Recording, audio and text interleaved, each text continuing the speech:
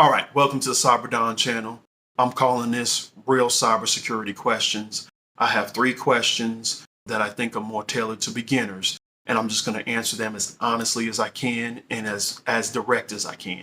So here we go. First question, how do I get started in cyber? I think you need to understand the basics. You need to know what a computer is and how to use it.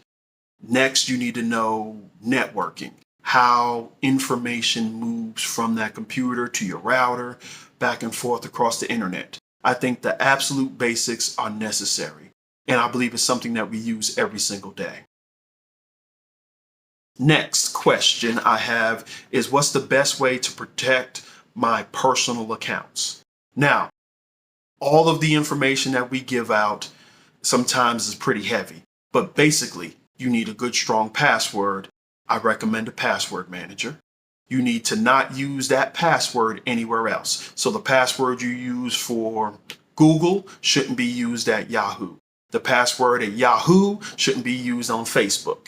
Because a lot of times when somebody compromises a single password, the first thing they do is try that username and password in every single site you could think about and every single site you probably never even heard about.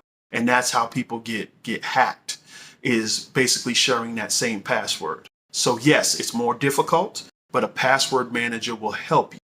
But you absolutely need a different password for every single site that you use. Do not reuse a password. You're putting yourself at risk.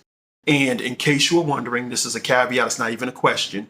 Your most important account is usually your email. Your email's attached to maybe the IRS, to the bank. If you think about how many accounts are attached to your email, it's actually scary. So I would say now in this generation, in 2026, email or your email account is more important than your social security number. Because if somebody were to compromise that email account, they have your entire life and you may not be able to get it back. Last question. What is the difference between red team and blue team? So blue team is considered the protectors, where red team is considered the attackers. Now, a lot of times the red teams are simulated attacks. Basically, they take on the persona of, if I am a hacker, this is what I would do.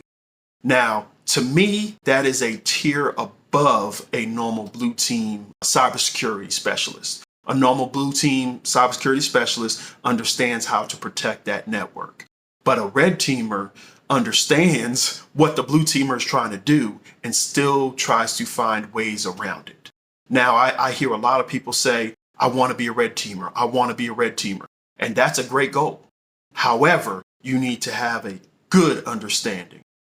You need to have more than a good understanding of how that network works and how people like myself and other blue teamers are trying to protect it.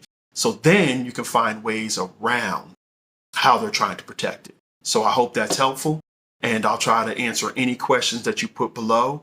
And just like now, I'll try to make sure that it's straightforward answers that you could use right away.